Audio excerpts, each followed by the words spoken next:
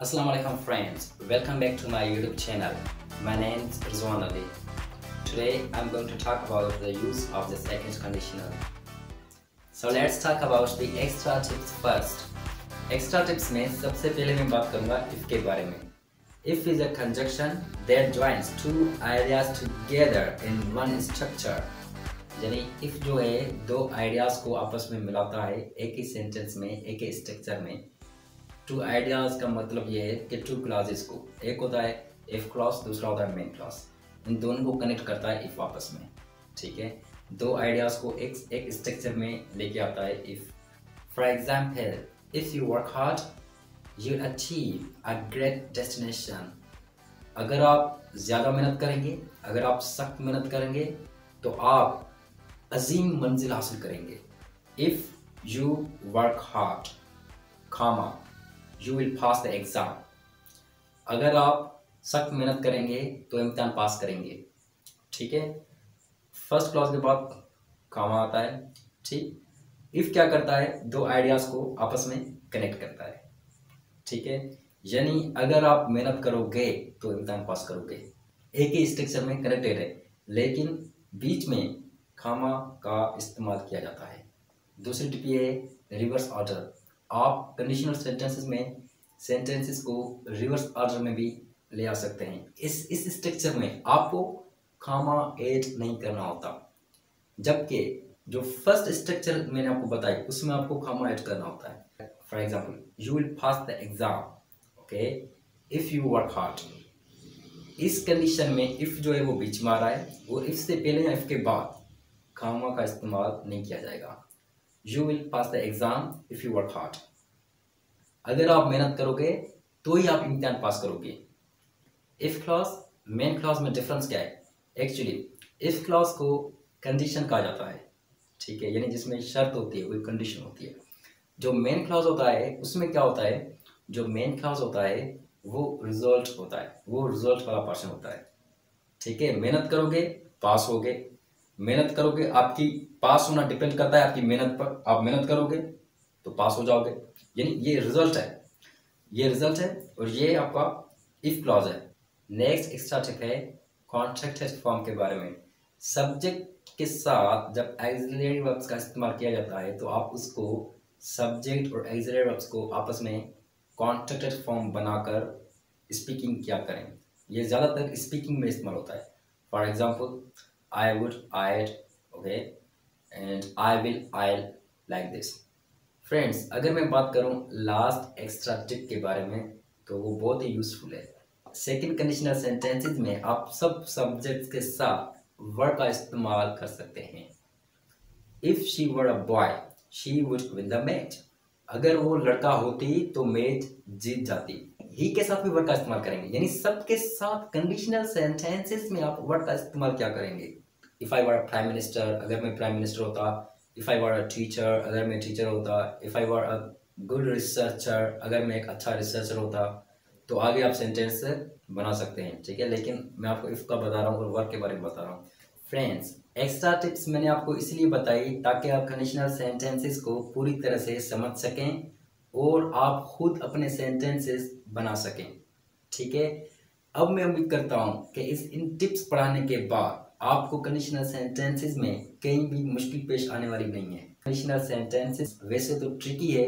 लेकिन अब आप कंडीशनल सेंटेंसेस को कंडीशनल सेंटेंस के स्ट्रक्चर को आसानी से समझ सकेंगे और आसानी से अपने सेंटेंसेस खुद बनाना भी सीखेंगे ठीक और स्पीकिंग में भी कंडीशनल सेंटेंस का इस्तेमाल आप कर सकेंगे ओके वीडियो को शुरू से आखिर तक जरूर देखना क्योंकि पूरी वीडियो जो है वो यूजफुल है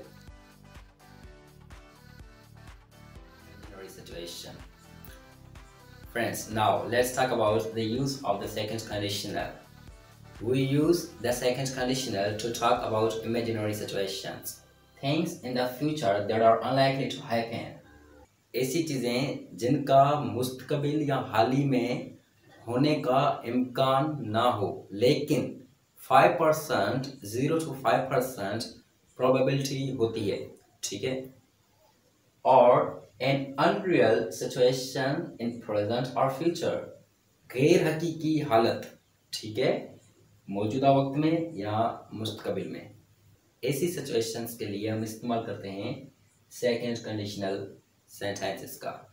now we are going to look at the structure of the second conditional. In second conditional sentences, there is structure. First, you have to add if clause. Okay, you already know what does it mean by if clause. If clause, this is a condition. Okay, in if clause, you need to add if plus simple past tense, or past simple tense, or past indefinite tense. Okay, and then you have to add main clause. Main clause means a clause of result. In result clause, you have to use would or could, depend on the situations, and I will tell you later on where you need to use would and where you need to use could, but would is more common. Okay, and then after would you need to use infinitive form. Infinitive form means the initial form of the verb, the base form of the verb. In infinitive, you use the infinitive form of the verb without using to, means without to, just a base form of the verb. Okay, now let's look at the sentences. In this sentence you are putting first if. Okay, if के बाद आप इस्तेमाल कर रहे हैं past simple का, subject का इस्तेमाल हो रहा है। past simple tense की स्ट्रक्चर का आपको पता है कि पहले सब्जेक्ट आता है, उसके बाद वर्ब की सेकंड फॉर्म होती है, और वर्ब की सेकंड फॉर्म के बाद you need to add object. Okay, that's all, you already know, that's why मुझे यहाँ लिखने की जरूरत नहीं पड़ी, because I already taught you. अगर आपने पास्ट सिंपल टेंस की वीडियो नहीं देखी है तो डिस्क्रिप्शन में लिंक दी हुई है, आप जाके देख सकते हैं, ठीक है। Subject plus verb second form plus object. For example, if it is the subject and rained is the second form of the verb. Okay, if it rained, comma, I told you that after first clause means if clause, you need to add comma.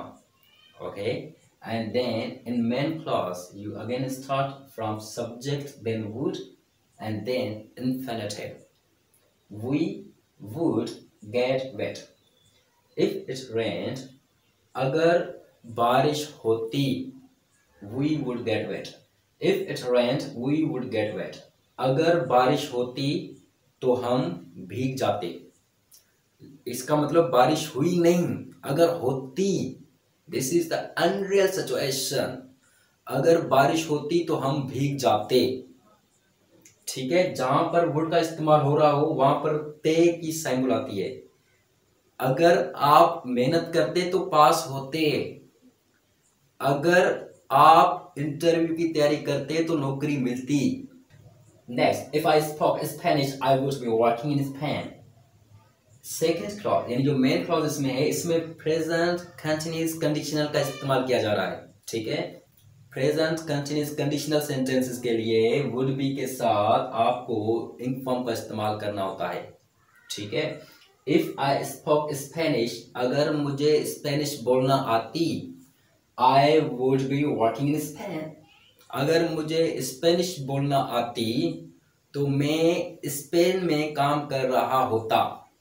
इसका मतलब मुझे Spanish बोलना नहीं आती, अगर मुझे Spanish बोलना आती तो मैं स्पेन में काम कर रहा होता, ठीक है। This is also the unreal situation, okay, the imaginary situation.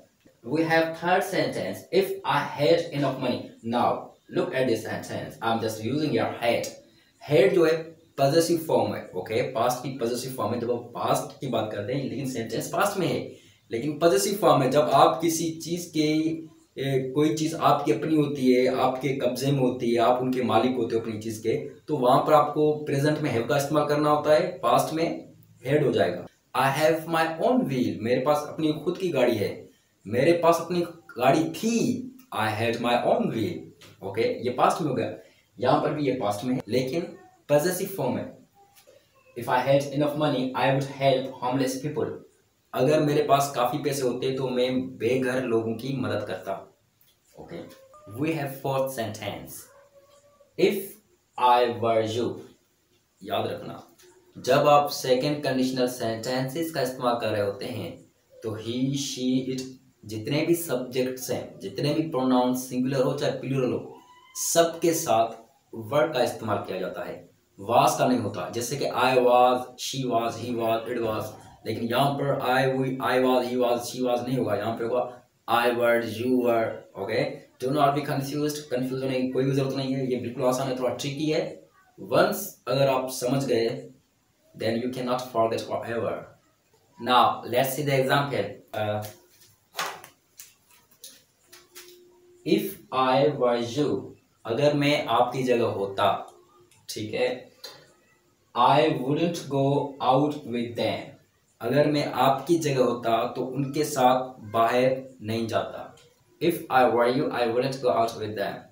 Wouldn't is the contracted form. Okay, you can see here would not की contracted form होती है wouldn't. Could not negative की contracted form होती है couldn't. Did not की contracted form होती है did. Would not, wouldn't, could not, couldn't, did not, did. Okay, now let's see the next example. She would travel over the world if she were rich. Remember one thing that I told you कि आप first main clause को पहले add कर सकते हैं, if clause को बाद में ऐड कर सकते हैं, लेकिन कंडीशन ये होगी कि वहां पर ऐसे सिचुएशंस में आपको कॉमा ऐड नहीं करना, ठीक है। For example, she would travel over the world if she were rich. अगर वो अमीर होती तो पूरी दुनिया का सैर करती। She would travel over the world if she were rich. अब हम यहाँ पर कुछ का इस्तेमाल कर रहे हैं, ठीक है। अब आप देखना कि यहाँ पर मैंने जहाँ पर वुड का इस्तेमाल होता है वहाँ पे उर्दू के कौन से साउंड्स निकलते हैं मैंने आपको बता दिया है। जहाँ पर वुड का इस्तेमाल किया जाता है वहाँ पर इस तरह के साउंड निकलते हैं। अगर शागिर्द मेहनत करते तो पास होते, अगर मैं प्राइम मिनिस्टर होता तो गुर्बत ख़त्म करता, अगर आपके पास पैसे होते तो आप घर खरीदते, ठीक है। ओके, देखो जैसा वर्किंग दे वो लॉटरी, वो काम को रोक पाते अगर वो लॉटरी जीतते। यानी जब कुछ का इस्तेमाल किया जाए तो उर्दू में पाते का साइन आएगा। वो काम को रोक पाते अगर वो लॉटरी जीतते। देखो इट्स वर्किंग, वो काम को रोक पाते। If they one the lottery, अगर वो लॉटरी जीतते। ओके, देखो it's working if they one the lottery. Okay, last example sentence, if he got a job, अगर उसे नौकरी मिलती, ठीक है, he would travel around the world. If he got a job, he could travel around the world. अगर उसे नौकरी मिलती तो वो पूरी दुनिया घूम पाता या पूरी दुनिया की सैर कर पाता। फ्रेंड्स, नाउ अगर आप चाहें तो सेकंड कंडीशनल के इंट्रोगेटिव सेंटेंसेस भी बना सकते हैं। For example, what would you do if you were the prime minister? What would you do if you were the prime minister? अगर आप प्राइम मिनिस्टर होते तो क्या करते? ओके फ्रेंड्स, अब आपकी बारी है। क्या आप मुझसे ज्यादा नाराज होते अगर मैं आपका पिज्जा खाता? ओके फ्रेंड्स, अब आपकी बारी है। आई होप आपने करेक्ट बनाया होगा। Would you be very angry if I ate your pizza? Would you be very angry if I ate your pizza? Last one. अगर आपको बर्तानिया में जॉब की ऑफर की जाती तो आप क्या करते? What would you do if you offered job in British? I hope you got it, friends. Friends, अगर आपको वीडियो पसंद आया हो तो please do not forget to click the like button. Tell me in the comments. Thanks for watching, friends. Allah Hafiz.